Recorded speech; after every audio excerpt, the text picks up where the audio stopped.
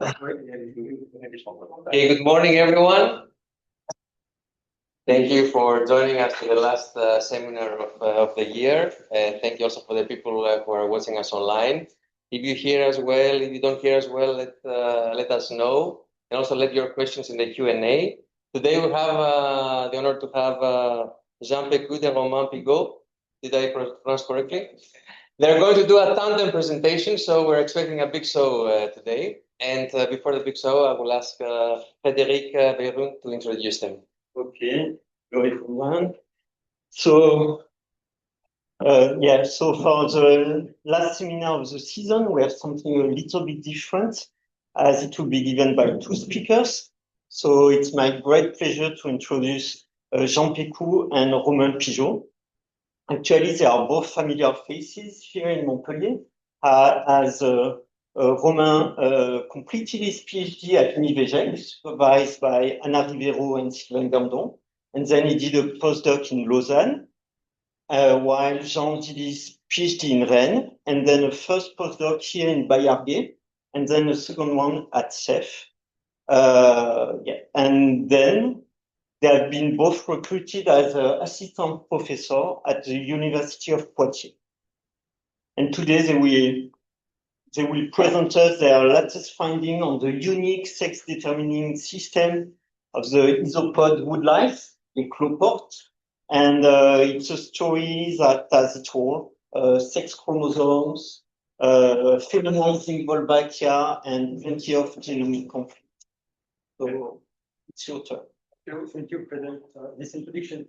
It's a pleasure to be here, and it's a great opportunity to present our new research project. So,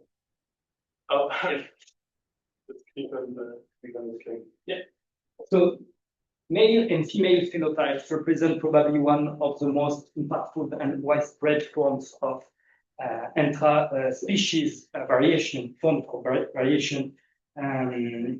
Indeed, gonochorism is observed in millions of species and have a strong impact on sexual selection and species evolution. So, investigating the sex-determining factors is one of the main research topics of many studies in evolutionary, but also in developmental biology. And sex-determining factors can be divided in two categories, with environmental and heritable factors. Among environmental factors, of course, there are temperature in reptiles, but also protoperiod in Daphnia and social status in clone fishes. And regarding heritable factors, sex can be determined by chloe levels and, of course, by presence of sex chromosomes with either male or female heterogamety. But there is another heritable factors, the infection by a feminizing endosymbiont. So feminization occurs when the infection by an endosymbiont induces female phenotypes regardless of the host sexual chromosome.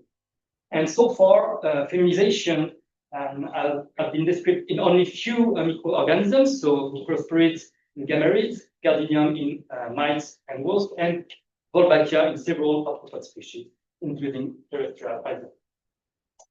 And infection by feminizing endosymbiont, in addition to manipulate the reproduction of the host, may also have a strong impact on the evolution of sex determination systems. Well, let us consider a ZW species where some females are infected by feminizing elements. And these females produce two types of daughters, ZW daughters infected by the endosymbiont, but also ZZ daughters, so with the male genotype, feminized by the endosymbiont. And if the transmission rate of the endosymbiont is higher than 50%, so the vertical transmission rate, the endosymbiont will invade the population and ultimately lead to the elimination of the W chromosome. And at the end, the percentage of female in the population will be associated to the transmission rate, the vertical transmission rate of the endosymbiont. So at the end of this simulation, the transmission rate is 80%, and at the end, we have 80% of ZZ female infected by the feminized pattern. Well, at Poitiers University, we have been studying sex-determining factors in woodlice for over 70 years, 70 years maybe. Yeah, and for instance, our colleagues were the first to identify the first feminizing Wolbachia strain. And over the year, we observed both male in blue and female in red heterogality according to woodlice species. And we also described more than 5 or 6 feminizing Wolbachia strains. But if we focus on a specific species, for example, Armadillium vulgare, sex determination is complex. For instance, between 2 populations, but also within the same population, we can observe, of course, ZW females, XX females, ZZ females infected by Wolbachia, but not by only one Wolbachia, but by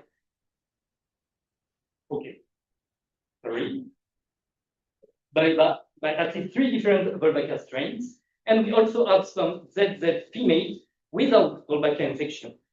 But this female carries the F element.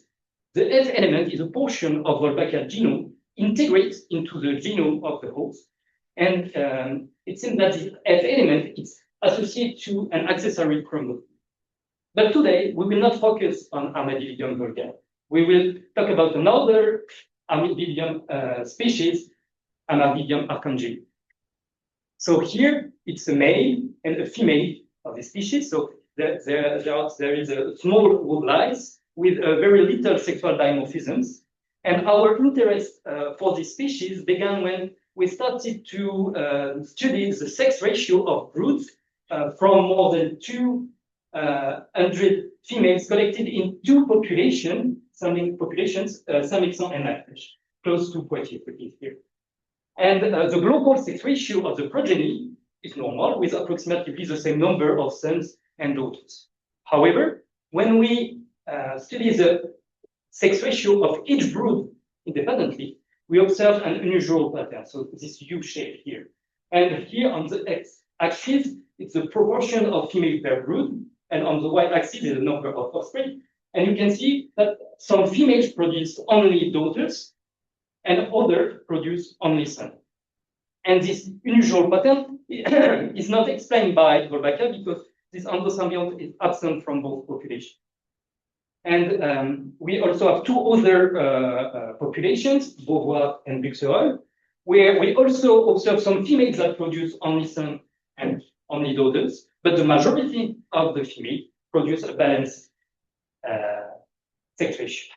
So how explain this pattern? So first, we immediately rule out the presence of a selfish allele. A selfish allele will favor only one sex, the sex associated with the allele. And our hypothesis is the presence of a feminizing element, a feminizing endosymbiont, or an accessory chromosome with a variable transmission rate. If the females transmit the endosymbiont, vertically the endosymbiont, they will produce daughter. However, if ZZ or YY females do not transmit the endosymbiont, they will produce mainly sons.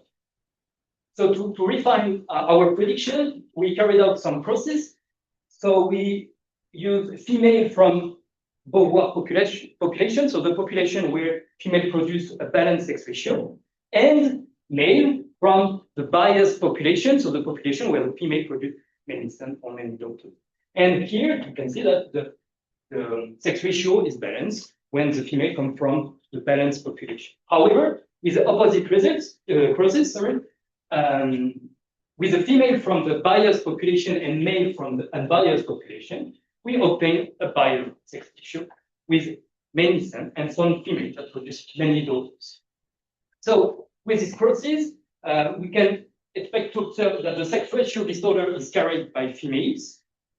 And at this stage, we continue to believe that this pattern is due to a feminizing element and with a variable transmission rate, and especially a very low transmission rate under laboratory conditions. Thank you, Romain. So at this stage, we were pretty much confident about the existence of a very feminizing element, whether it is an endosymbiont or maybe an accessory chromosome. So to find it, we use the standard approach of high throughput sequencing. It's easier than microscopy, and to be sure to find it, we would focus on ovaries. because if it's a symbiont, it may not colonize the whole body, but if it is a feminizing symbiont, it has to colonize ovaries. So we extract the DNA from ovaries and we sequenced the whole DNA from females producing mostly daughters here, the biased females. Females that produce balanced sex ratio, which are expected to lack the feminizing elements. And we also did a few females from Buxerolles for good measure. We didn't know the sex ratio they produced. So we sequenced some Illumina reads, and we assigned those to taxa with the standard Kraken program. And you may notice that there is something a bit particular here. It is Wolbachia, indeed, but in only one female from Buxerolles. And we see that Wolbachia takes most of the ovarian DNA, which is assigned to microbes. But what is important for now is that in the biased females that produce only daughters, there is nothing particular in terms of microbes. And we also did some assignments to DNA viruses using also the Kraken program. We didn't find anything particular either, keeping in mind that the databases used by Kraken are not complete. There may be like many viruses. But needless to say that I was pretty disappointed by these results. And well, we thought that it might be a bit more difficult to explain the sex ratio that Romain showed. But there is one compartment that we didn't investigate, it was RNA.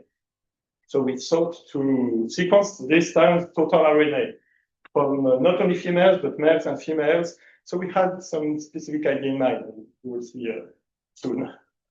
So we sequenced this time females and males from the Beauvoir, which represents the normal population, okay, with two pairs of pools coming from two laboratory lineages. And here is the pool size, because as you know, when you sequence RNA, it's better to cluster around individuals to smooth the between individual variation. And for the biased population, so female producing strange sex ratio, we made two pools per population, one from a laboratory lineage and one from individuals that were directly collected in the fields in the morning, and in the afternoon they were dead, and the RNA extracted on the same day. So we sequenced the whole RNA of each pool, and we assembled a single big transcriptome of over 1 million contigs, so it's a lot of contigs.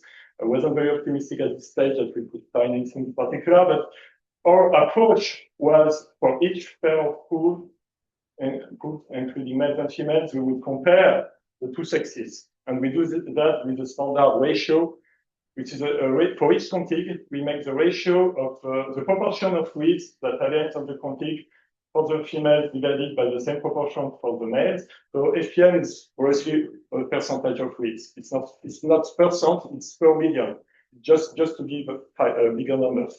+1 to avoid dividing by zeros, of course, but also to reduce the rates of the contigs that have very, very low FPM.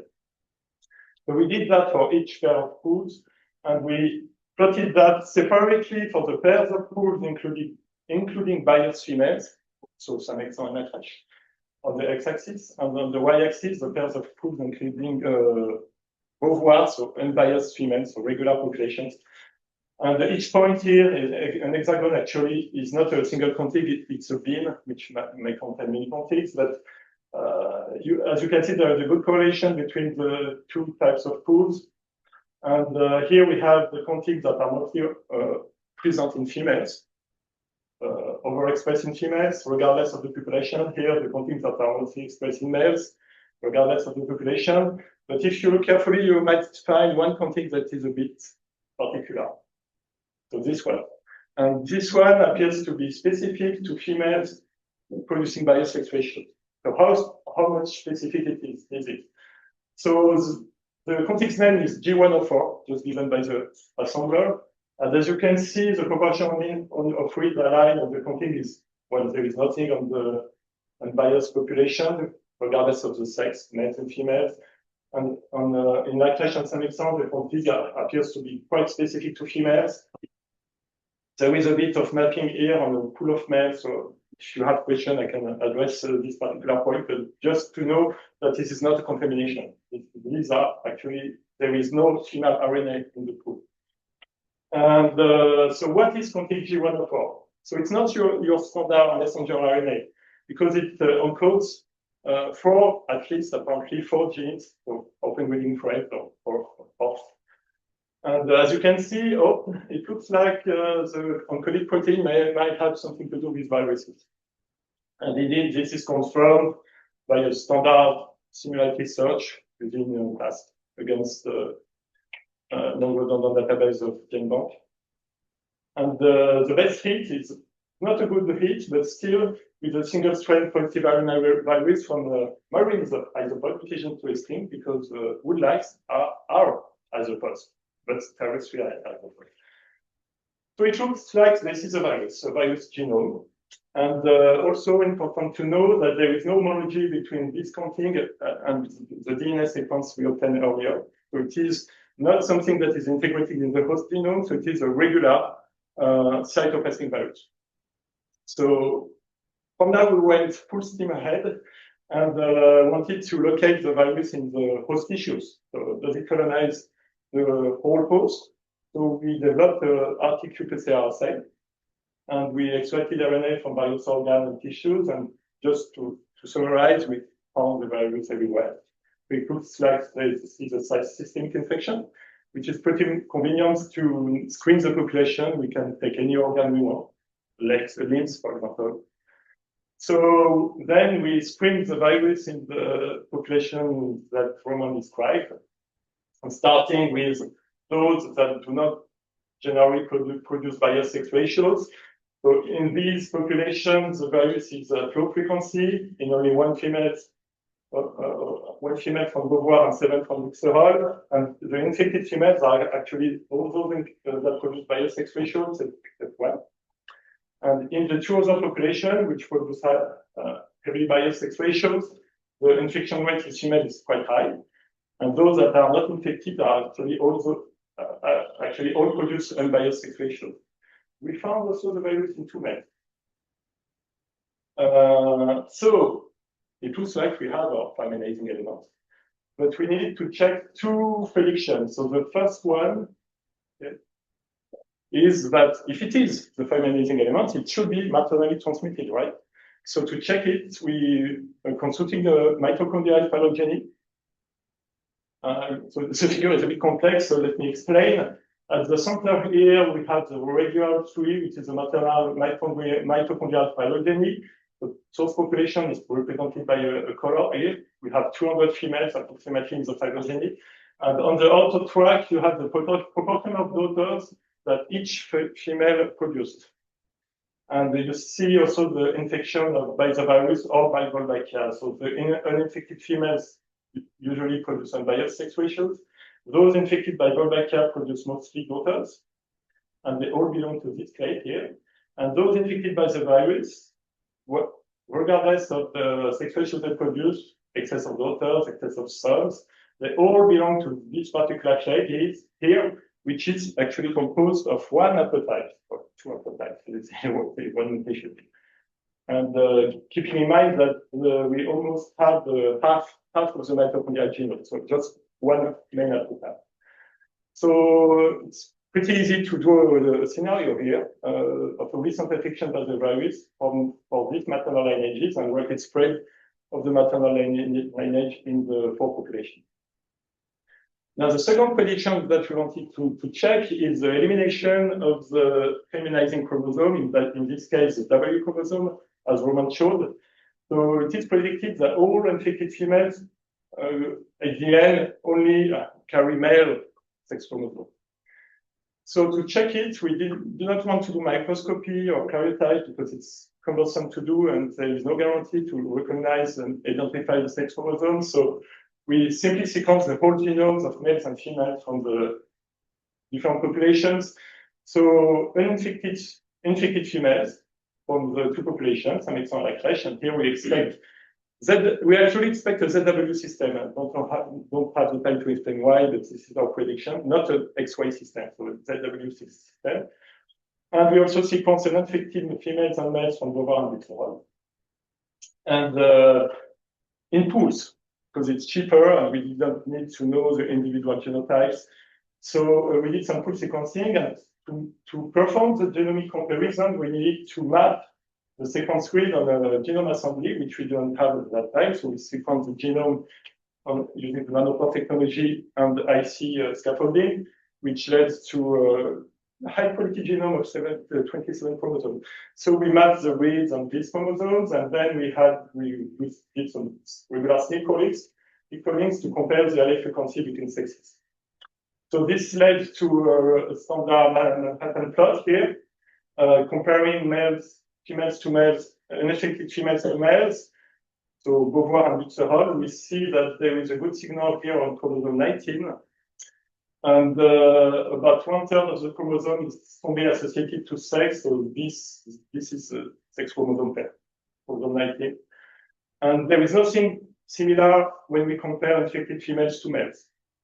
No differentiation whatsoever, regardless of the chromosome. So if you look more precisely at these genomic windows here, we see that they carry alleles with intermediate allele frequencies in females. So this is consistent with the ZW system, where females are homozygous, and mostly fixed alleles in males, again, the ZZ genotype. And in the infected population, the females, well, they carry the same alleles as males, so this is consistent with the prediction that they have the ZZ genotype. So I think I'll go back to Roman for the next topic. Yeah. While I'm convinced about feminization, and I hope you are too, but I'm like Saint Thomas and quoi que je vois. So I still wanted to illustrate feminization with a transinfection experiments as our colleague with Wolbachia 50 years ago. So for this, we used 10 females from Saint-Mexan, so biased population. I extracted the ovaries, crushed the tissue in physiological solution, filtered the solution, and then inject 1 microliter of viral solution into ZW females. And between 3 and 4 months after transinfection with this recipient female, we carried out process and we studied the sex of offspring.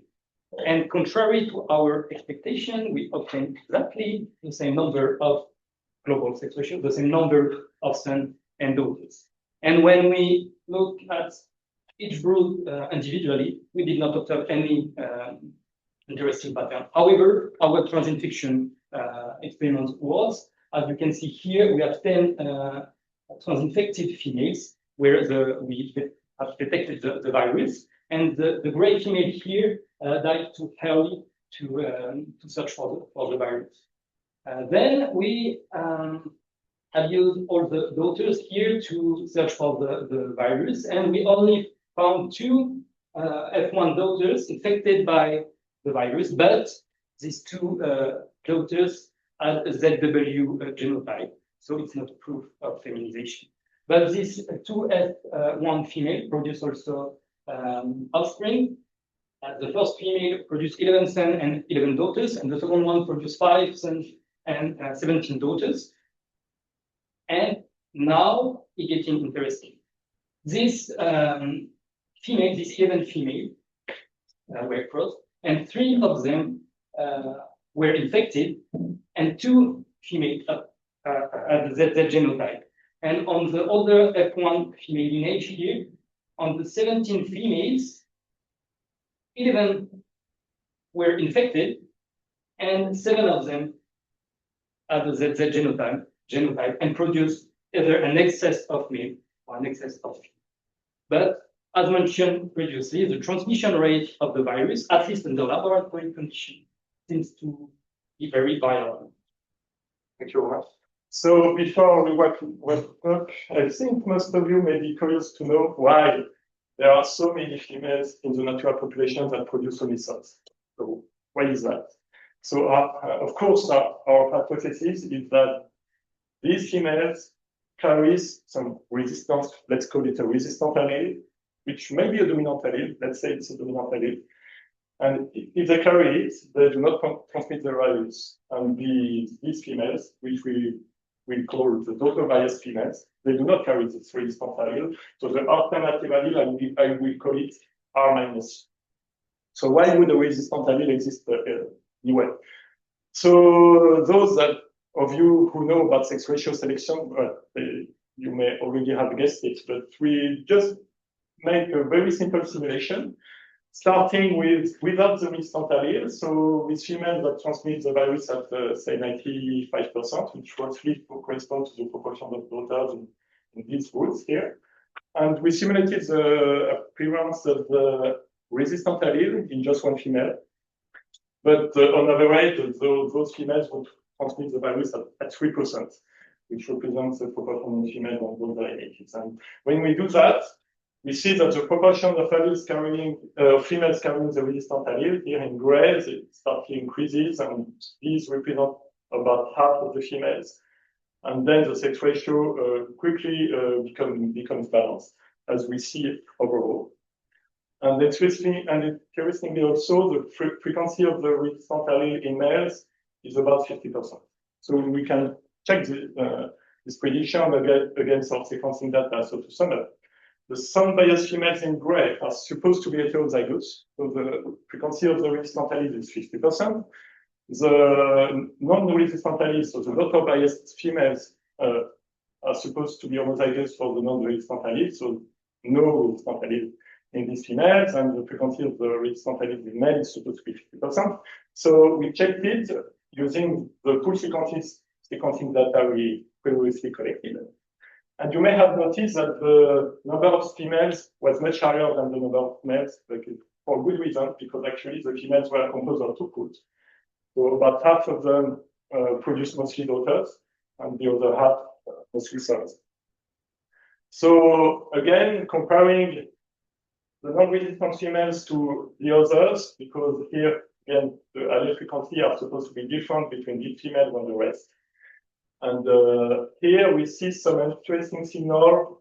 So this is much noisier than the previous Manhattan plot because the window size is narrower. We are looking at a very precise locus. It's not a full sex chromosome, and maybe there are some non-genetic factors as well.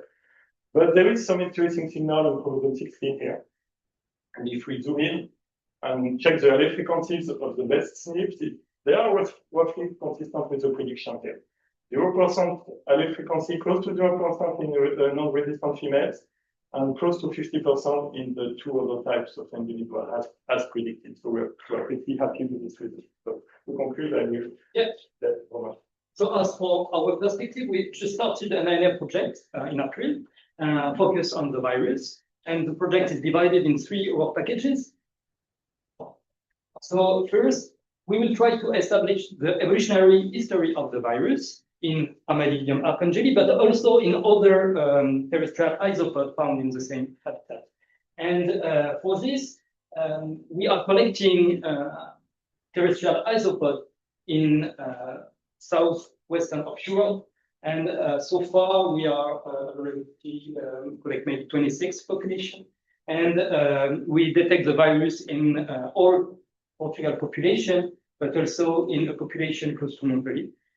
In the second work packages, we will try to determine to identify the mechanisms associated to feminization. So we will use immunoglobulin technology in order to localize the virus, but also this protein, because we expect that this protein is excreted out of the cells. We will also try to identify the target of this protein. And we have produced this protein in order to inject the protein in woodlice to give the phenotypic effect of protein. And finally, the third work package is about the evolutionary effects of the viral infection on the host with the loss of the W chromosome, and more specifically on the evolution of the resistance allele, and we'll try to establish the mechanisms associated to the resistance. I would like to thank Theo Ulve and Diane Fusser. So Theo Ulve is a PhD student directly associated to this project, but also all collaborators and you for your attention.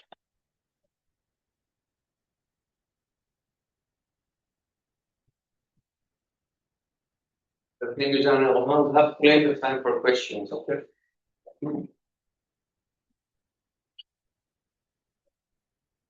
Let's start. There is this question about those experiments where you got the females that are TT that you can eliminate in your book. Mhm. Can you compare? Do you have data for the fitness compared to the cookie? Yes, we have with the good size actually, and we did not make yet any statistical tests, but I think those are not infected. Okay. And okay, no, we don't see the good size on this plot, but mostly there is no effect on good plot.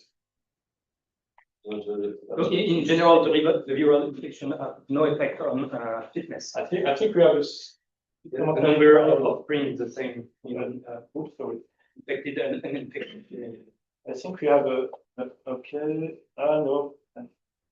Sorry. Bad decision. Okay. So I thought we had the plot, but yes, we also compare the naturally infected females and the other females, again with good size, and there is no significant difference.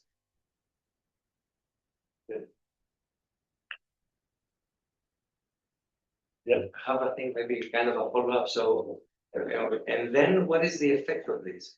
Like, okay, so okay, that's the mechanism that creates these unbiased sex ratios. But then at the level of the population, like, what would be the impact of this imbalance, or it wouldn't matter? Yeah. The impact of At least if we go on the ecological effects, let's say, like, or the level of population, like that is related to the fitness question, like without that. the resistance allele, you would have a population mostly composed of females, which may be not much variable. If the sex ratio is too much biased, it can lead to extinction. So inbreedings and. Now we have to investigate the impact of the infection on dermatology, like history traits, survival, and but on fecundity there is no effect. At the population level, I don't know. Well, if I follow up, so but if this sex unbalanced sex ratios persist, I don't know how long do you think they have persisted. So why would not see declining numbers? Do you have a measure to say yes, indeed? You know, like. Since you say that you study 70 years in Pigeault, this population. Oh, this population, no, it has been studied since 2017, so 9 years. And yes, at this time already we had samples indicating this pattern. But if you have the virus and there is the resistant allele, yes, the sex ratio is at the population level is normal. So I think ecologically, this is a regular population of isopods, so that don't expect to see any ecological difference. Maybe the sex ratio would be a bit more unstable because it is balanced not at the female level, but at the population level. And at the long term, I don't know how this will evolve because a few of these females don't carry the virus. If you remember the figure I showed, there are maybe 7 females that are not affected and have regular ZW chromosome. So at the population level, the virus is transmitted at 50% rate because these females transmitted at a high rate and these females transmitted at a low rate. So the transmission rate of the virus is 50%. And when it is the case, it's not competitive against the W chromosome. So it's mostly equal. And then perhaps with genetic drift, maybe the W chromosome will take over for a very long time. Well, we don't know. Yes. Do you know if the virus can be transmitted horizontally? Well, it has to because you go back to we have to try in the lab. Well, in the lab it appears to work. Then if I can you share your screen because the way you I can't see your screen, right? Yeah, no. Oh, sorry. So just Does it work? No, you have to restart the screen. We share again. Okay. Yeah. Yeah, that's good. Yes. Well, we don't need the initial flow. That's okay. So if we consider that all the females that are highly strongly related maternally, they all carry a ZZ sex chromosome. So the virus, when it enters maternal lineage, was already feminizing. So it has to come to probably another lineage, so another species of isopod. So it must have been transferred horizontally at this stage. it did not evolve feminization within this lineage, because in that case, we would have detected the virus in the ZW females, and we didn't. And the viral load is very low, the tissue, so it's not in line with the infected transmission. Remember the I expect the horizontal transmission to be very rare, but it occurs. But do you know if in everyday life it happens? Oh no, probably not, because if it did, we And would what I'm have trying to get different lineages and would it affect the dynamics? Yeah, population that you said now. if it were transmitted horizontally. Or if it were transmitted horizontally. If it weren't transmitted horizontally, the transmission rate is observable. horizontal one, The horizontal transmission. if it's observable, what it would give, if it's highly transmitted vertically, if it has the same feminizing effect and it is transmitted horizontally at a higher rate, well, it would help, I believe, the invasion of other species. And but if it's transmitted horizontally at a very high rate, then it might select for virulence. And then maybe at this stage, feminization would not be much adaptive. Maybe. What is do you know anything about the mating system in this isotope? Is it random mating or is there sexual selection going on, males choosing females for females choosing males? We don't know. Or actually favoring one particular type of female, like? We don't know. We don't expect monogamy. Because just look at the population. This is a gregarious species. I think males would definitely mate with several females, of course, and reciprocally. I think it would be possible to check that using paternal assignments. How do you say that? With microsatellites, for example, you can analyze the brood and detect how many fathers there were. That was done in a related species, Armadillion vulgare, and they detected that each female mated with at least 3 or 4 males. But in this particular species, we don't know. It is very easy to cross in the laboratories, but I think maybe they mate also very easily in the field. But it's not heavily studied in our labs, the mating system. Isn't the equivalent of horizontal transmission a little bit of biparental? Is it paternally transmitted? Isn't it similar? So it needs to jump out of its own lineage, and could it not be had by when the female? So you're asking about biparental transmission?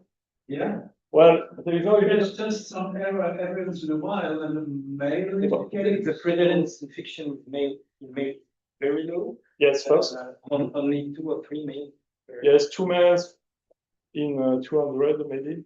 But if it was not paternally transmitted, then it wouldn't be very much associated with the maternal clade. It would, because the father that doesn't transmit the mitochondrion, but if it transmitted the virus, it would jump between maternal lineages. So it doesn't seem, we don't have any evidence for that.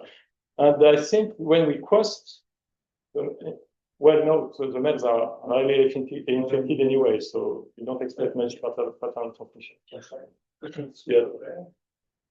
Would the rare event? Yeah, maybe We can try. We We cannot- have some infected males. Yes, So we cannot rule out that when the virus infected this in its range, maybe it was through a male. We don't know. We don't know.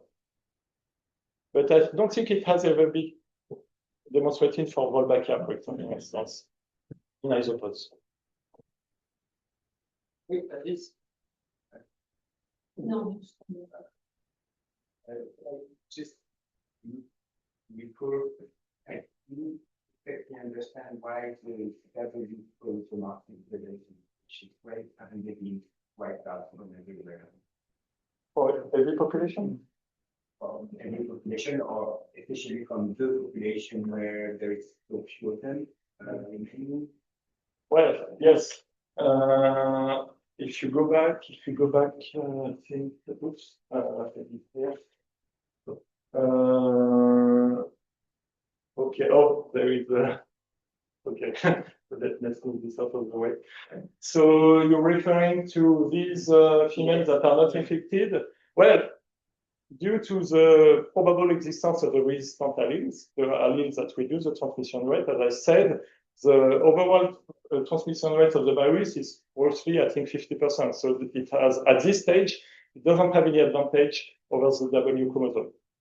So maybe when we don't know, maybe when the resistant allele increase in frequencies, at the same time, there was maybe a few uninfected females, so it should probably do some modeling to see. It's the cost of resistance that prevents the invasion of the. Well, if there is a resistant allele, because in the simulation I showed, the very simple simulation I showed, it was there. Here, sorry, no. Okay, this one. There is no W chromosome yet.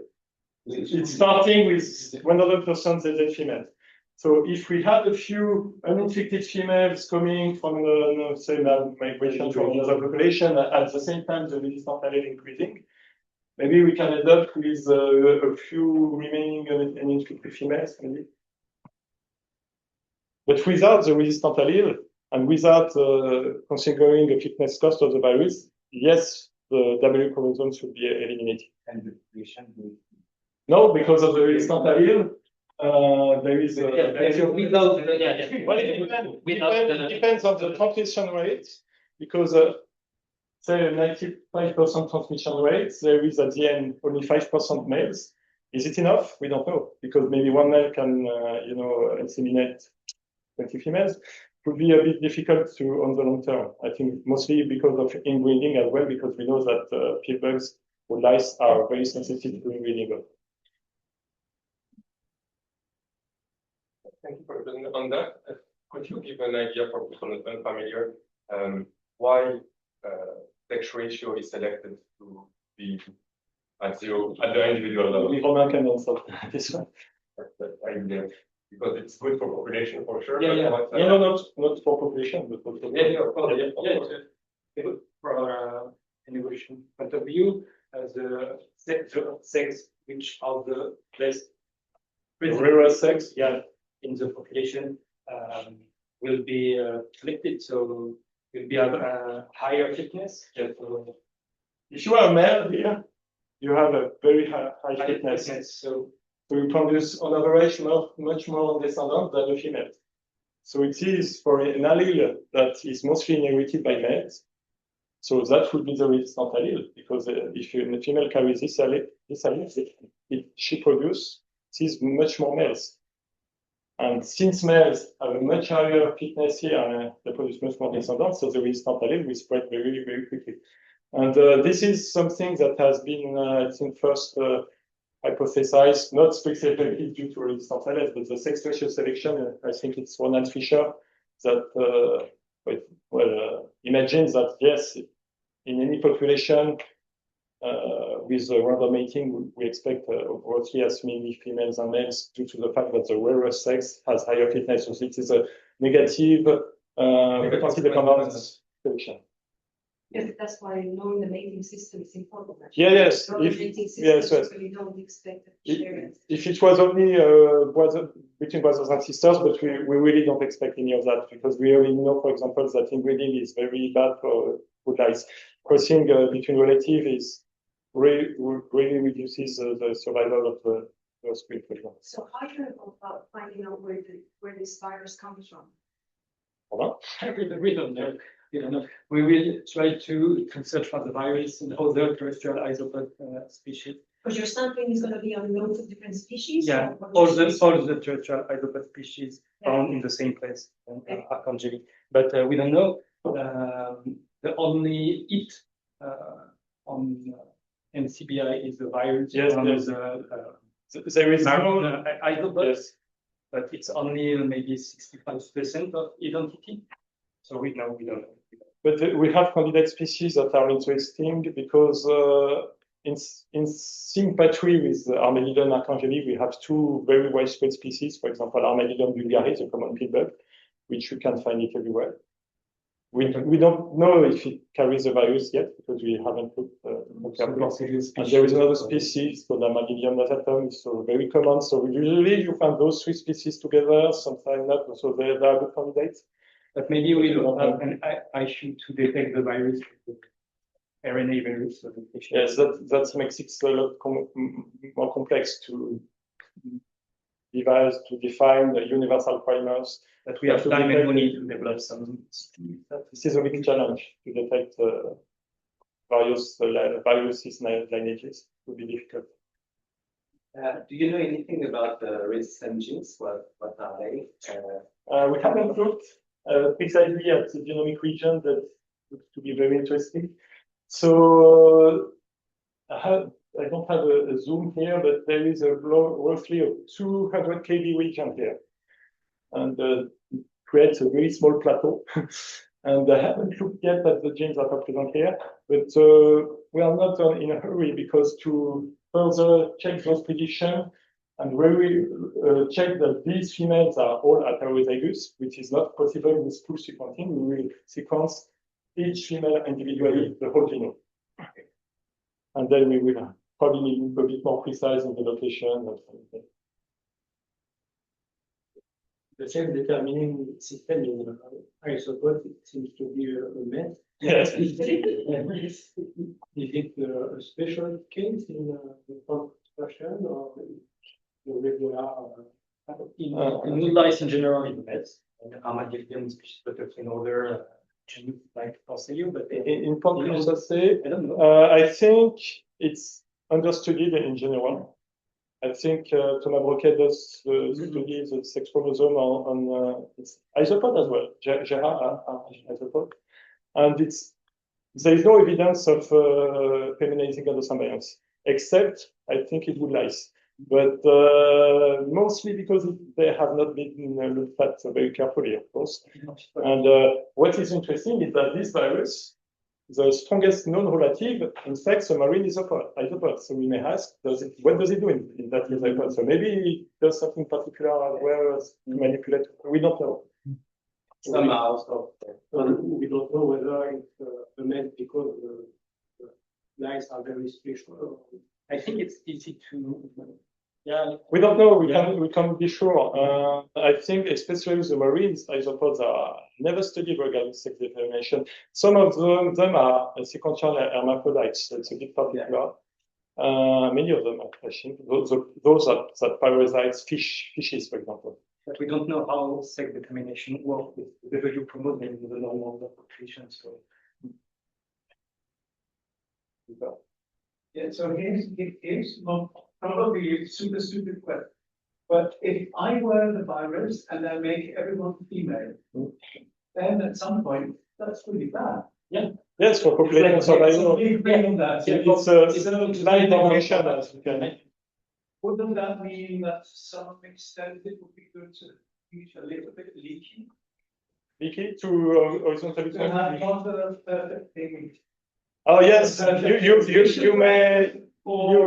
It is a natural conclusion to make that there should be selection to reduce the transmission rate, but it doesn't work in practice. Yeah. I think the higher transmission rate will outcompete the other, and then if the population crashes, then it crashes. I don't see any selection to favor the lower transmission rate in that case. Unless you follow the adaptation program really at max. Yes, but at the very long term, it would be indeed better to avoid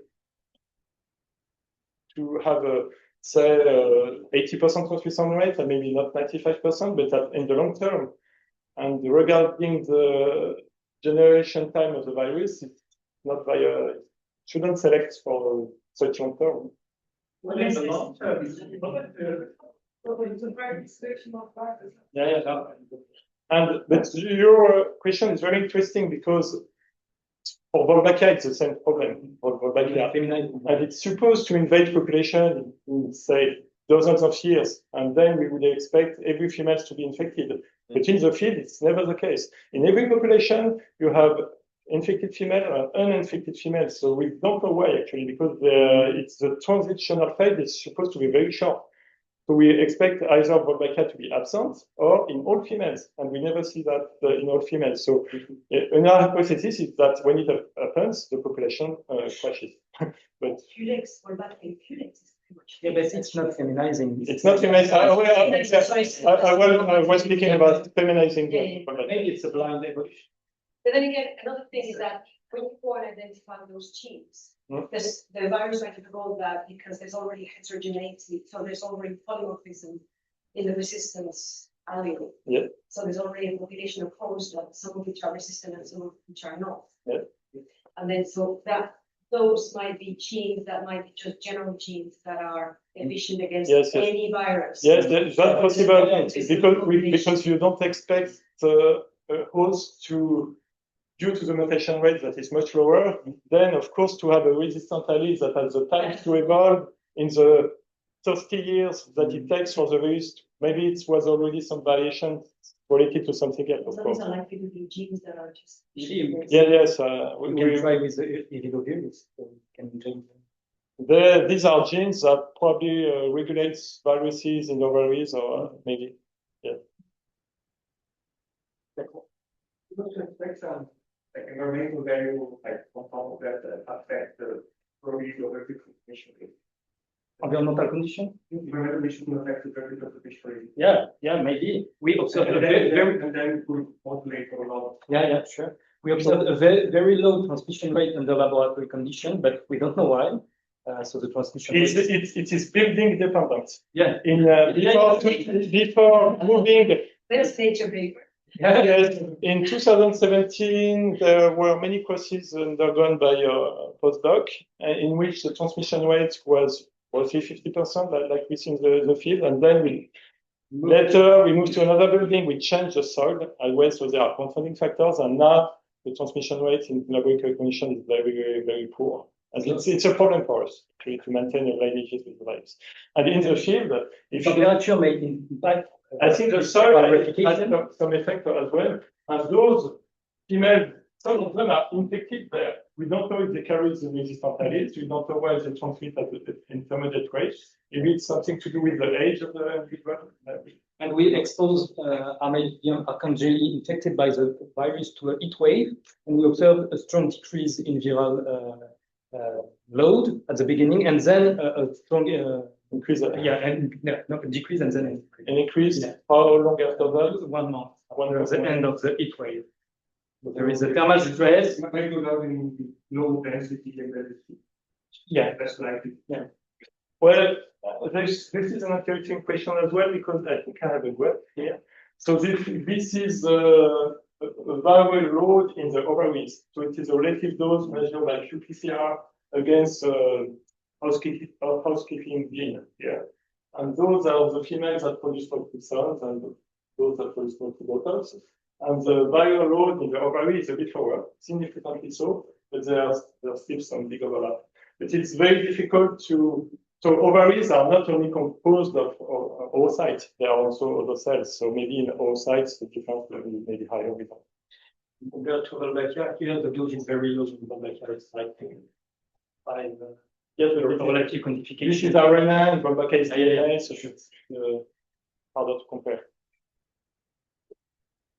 Can you just to explain a little better in fungus gnat, because you put the slide, and there is also this case where female are producing only some or only female. So could you just compare your case with the fungus gnat?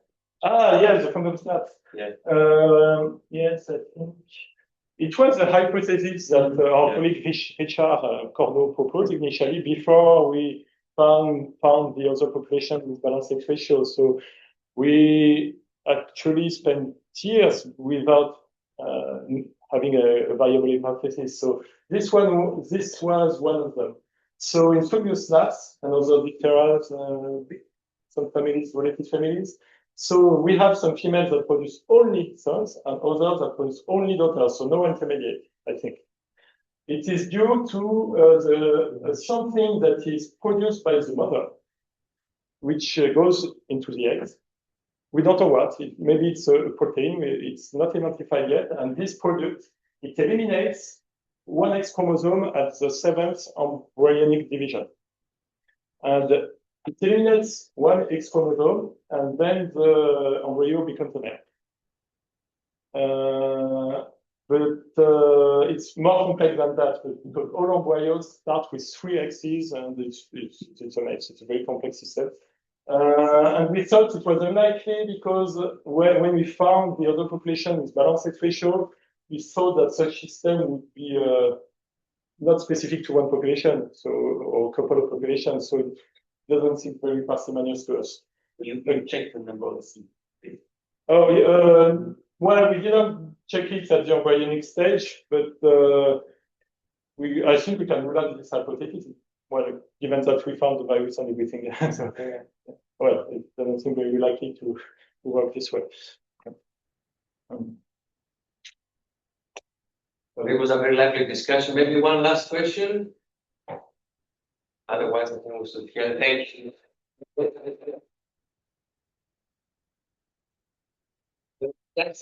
Just before we say have a good summer to everyone, also people online, to say we will start again on the 11th of September. The seminar start again, but the seminar start again in SEF. So next year we move back to SEF. Thank you very much for coming to the seminars.